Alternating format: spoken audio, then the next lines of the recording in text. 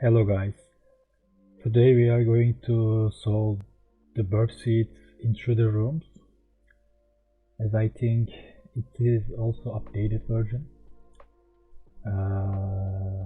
Like I always did, I will show you the text answers that you can find from text quickly and then solve the practical examples together. Let's start with introduction.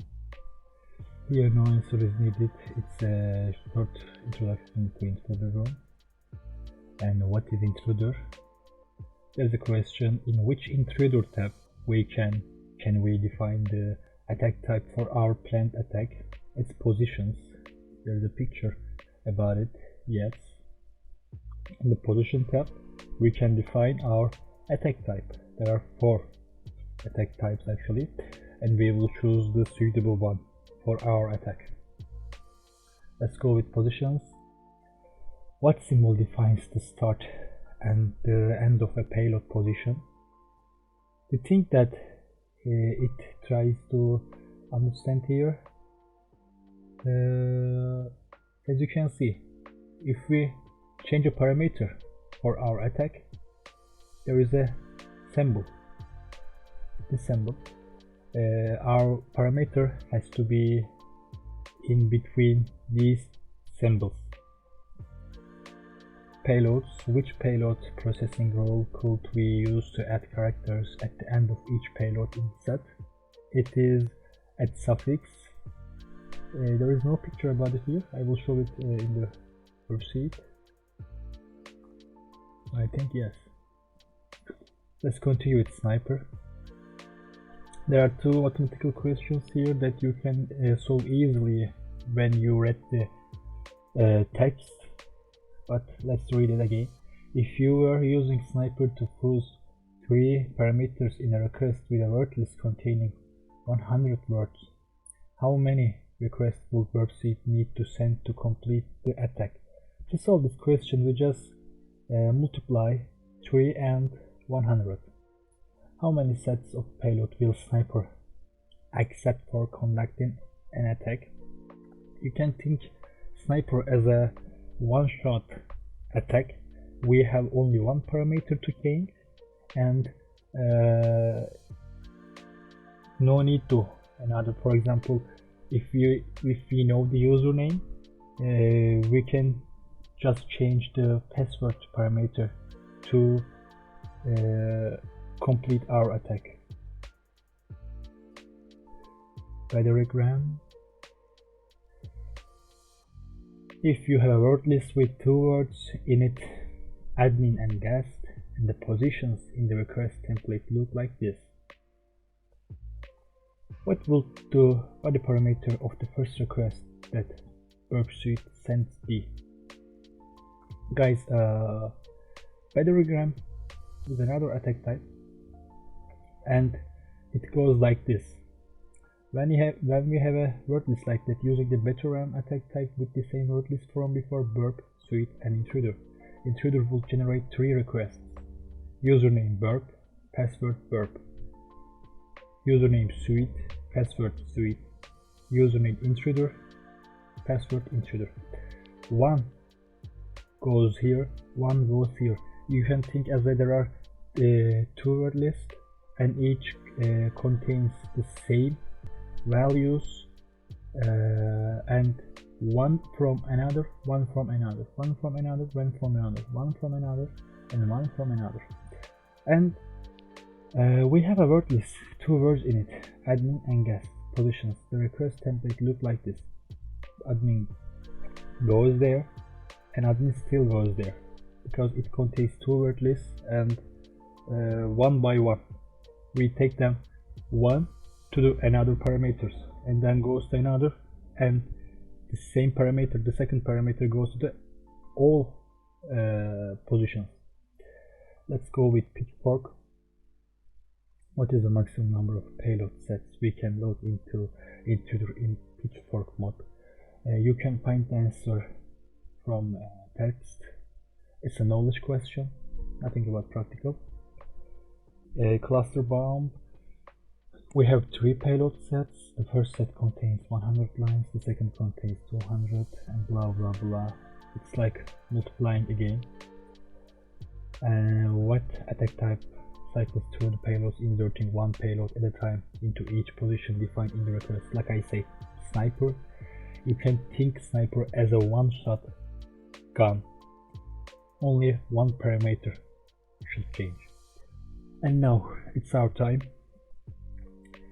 Here there is a vulnerability, and we can use this vulnerability. What can be this vulnerability? It doesn't block our brute force attack, but it should actually. Anyway, to solve this, let's go to this URL with our browser. Now we are it, and we will use word lists.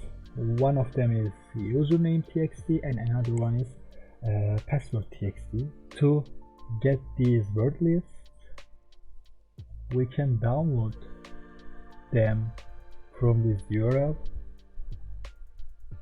and also we can use wget command to download some files from internet to our computer. Let's click enter. Now they are ready. Let's check it. Yes, but they are in a zip version. Let's unzip them. Now as you can see, we are combined text, email text, password text, and username text. We will use here just username and passwords txt files. Now blah blah. Okay guys,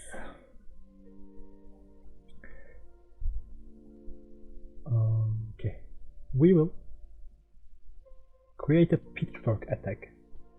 To do that, first we have to open our proxy to intercept our request, and our Burp sheet is ready. Okay, we can move on. To catch a request, first I just give random numbers here, or random values, and then let's go to the proxy. What is it? Guys, I don't use it. It would be enough. Okay, as you can see, we catch the request, and we can see the values here. Username is equal test, password is equal test. To make a brute force attack, we have to send them to Intruder. Right click on the screen and send to Intruder. Now our request is here and ready to modify it. We have to specify our payload place. To do that, I'll select the text test word and click add button. As you can see, we have talked about these symbols. To give them a word list or to change the parameter that we want to change, we have to specify them with these symbols. With Burp sheet we can use it easily. Just highlight them and click add. Okay, let's change our attack type. We won't use sniper because we have 2 places to change. If we wanna use sniper, there has to be only 1 place to change. Like I said before, sniper, you can think sniper as a one-shot gun. Okay, let's change it. And when it comes to payloads, firstly, where are my word lists? In root directory. Okay, first one should be, as you can see, username. Okay, payload set number 1, payload type simple test with simple list, and click load. As you can see, we are in root directory and we can see our username txt file. And then we have to add our second word list. To do that, we click on to simple list and again load. This time we will select password text. Now everything seems ready. We can start our attack actually, but if there is something that I forgot, I want to check it. It seems okay, everything is okay. Okay, then go to the intruder again and start attack. Okay. To select our successful attack, we can check the data length or status code.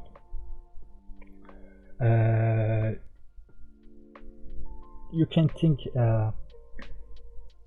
when our values are not correct, the website will give us a message, for example, wrong password or wrong username, or just specify type of message. And these types of messages are the same, have the same length of data. But when we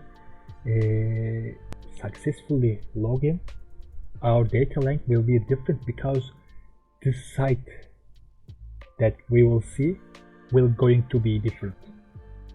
Okay, so data length or status code is the parameters that we have to check to find correct username and password to log in. Okay, it seems finished. Let's click length. Okay, as you can see, except these payloads, everything has the same data length, 673, as you can see. But status code is the same with all of them. That's why I said data length or status code. Sometimes status code can help us to find correct payloads, but this time data length helps us. As you can see, our successfully username and password payloads Rivera and LetMe1. Let's move on. Questions. As you can see, what username and password combinations indicate a successful login attempt? The answers format is username and password, Mr. Rivera and LetMe. Another practical example. Let's go with that. But before do that, I want to note them. Actually, in the question we wrote it. Okay, I can close it, discard, and go with proxy again. Okay, this time we have to find another vulnerability and another solution, and this time we will use sniper attack. The parameter that we have to change is number. Okay, and let's copy this URL.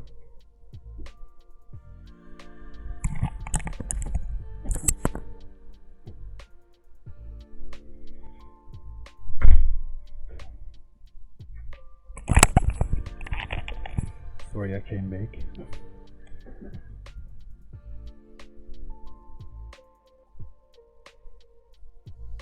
And with our browser we have to go there, but firstly we can close our proxy, paste, let's say it, just stick it. Okay, let's click one. Oh, the way that we have to follow is different. Actually, we have to first log in, guys, and then let me in one. Don't say. Okay, as you can see, we see some tickets here, but the thing we are looking for is we can see another tickets. If we can see another tickets with some vulnerabilities, with some IDOR vulnerability maybe, or some access control weakness. Let's read IDOR vulnerability. Alternatively, the endpoint may look appropriate access controls leading to vulnerability known as insecure direct object reference.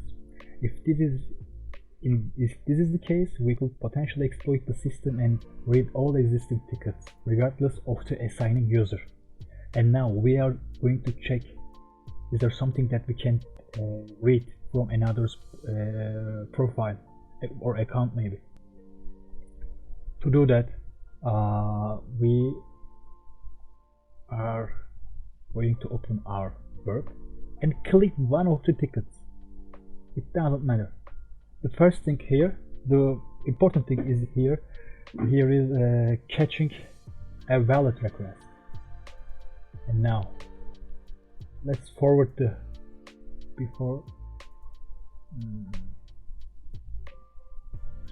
sorry, let's come back again. Is Burp sheet is clear? Okay, now came back, open Foxy proxy, click on it and catch it.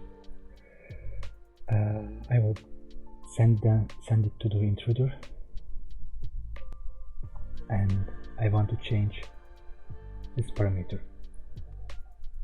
and add. Okay, the attack type is here is sniper, because like I said before, there is only one place to change, one target. And then come back to the payload set. It will going to be integers this time, so I will select numbers. Now we have to specify the numbers from 1 or 0 to 100. Why 100, guys? Because there have to be a hint here. Okay, according to this hint, I will choose the top limit of the numbers as 100. Okay, step is 1, and it seems ready. Let's attack our targets. Okay,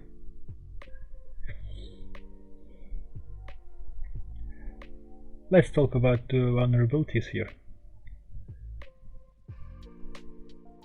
From Burp sheet we can talk it actually. Guys, the account has 3 tickets with different ticket IDs, but maybe we can read someone else's tickets when we write here the correct ticket ID. We called it insecure direct object reference. For example, John has an account and James has an account. John can change some parameters to access James' information, maybe special information or some other data, and normally you can't do this, you shouldn't do this, you don't have to, you shouldn't have the enough privileges to do that, but sometimes it might happen, and we are going to see this vulnerability here. Let's check our attack. It's about to finish.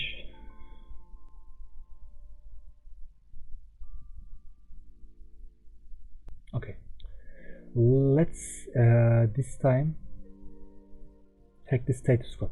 Yes, okay, now I can close my Foxy proxy.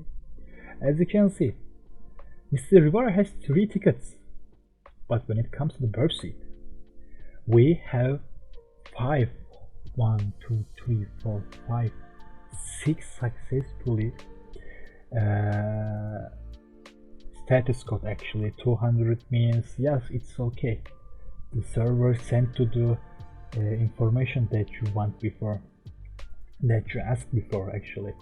Anyway,